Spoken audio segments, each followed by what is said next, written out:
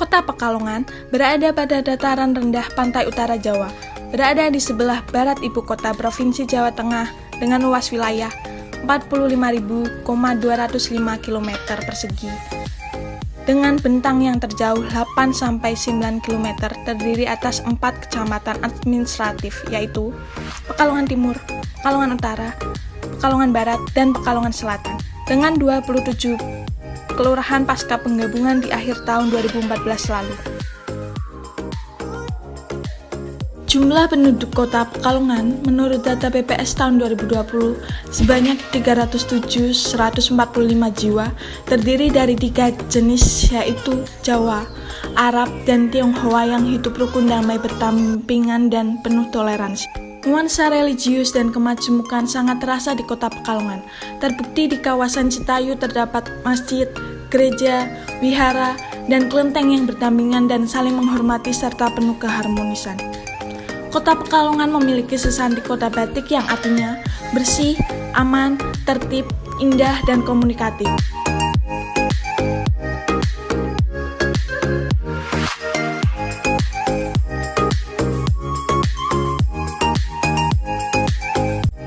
Sebagai kota yang menjadi sentra utama batik di Indonesia, pengakuan Batik Indonesia sebagai Masterpiece of Oral and Intangible of Humanity oleh UNESCO pada bulan Oktober 2009 lalu mengukuhkan Batik Indonesia sebagai warisan budaya dunia yang merupakan bentuk pengakuan strategis terhadap eksistensi batik dan nilai pentingnya bagi peradaban dan perkembangan kebudayaan. Minapolitan menjadi sangat penting dalam peranannya untuk membangun kota Pekalongan sebagai kota dengan garis pantai 6,8 km. Minapolitan berarti kota perikanan. Kota Pekalongan dinobatkan sebagai salah satu kota kreatif dunia oleh UNESCO pada 1 Desember 2014. Tanggal 1 April 2015 dilakukan penyerahan piagam yang diserahkan langsung oleh Badan PBB kepada wali kota di Pekalongan. Wisata dan budaya di kota Pekalongan yang menjadi daya tarik wisata yang meliputi wisata budaya, wisata alam, wisata religi, wisata buatan, wisata ziarah, wisata minat khusus, dan wisata belanja. Kota Pekalongan kaya akan kulinernya yang khas, meliputi megono, soto tauto atau soto khas Pekalongan, kopi tahlil, gulai kambing kacang hijau, nasi uwet, dan garang asem. Berbicara mengenai kota Pekalongan, tak terlepas oleh tari sintrennya yang khas. Tari sintren atau yang dikenal dengan aroma mistis dan magis di mana diperankan oleh gadis yang masih suci dengan dipawangi akan memanggil ruh seorang dewi.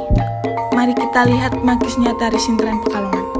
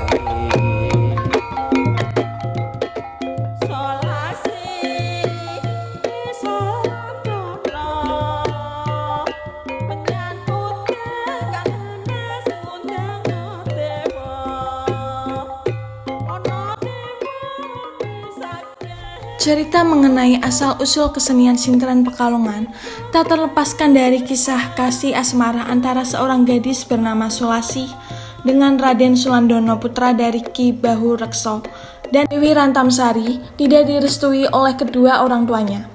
Kecewa dengan kedua orang tuanya, Raden Sulandono memutuskan untuk pergi menyepi dengan bertapa di suatu tempat, sedangkan Sulasi sedih ditinggal pergi kekasihnya tersebut, akhirnya memilih menjadi seorang penari.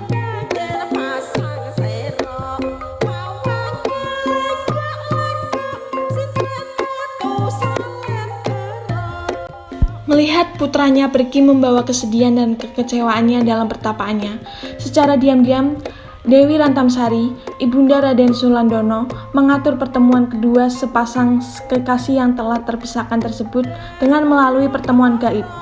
Dengan menggunakan kesaktiannya, Sang Dewi Rantamsari memasukkan roh bidadari ke dalam tubuh Sulasi yang sedang menari, sementara pada saat yang sama, roh dari Raden Sulandono dipanggil untuk hadir menemui kekasihnya Sulasi yang sudah terasuki roh bidadari. Dari kisah pertemuan gaib antara roh Raden Sulandono dengan Sulasi yang sudah terasuki roh bidadari itulah masyarakat pesisiran Pekalongan dan sekitarnya mengenal seni sintren, dan sejak saat itu tarian sintren yang dibawakan oleh penari sintren akan terasuki roh bidadari.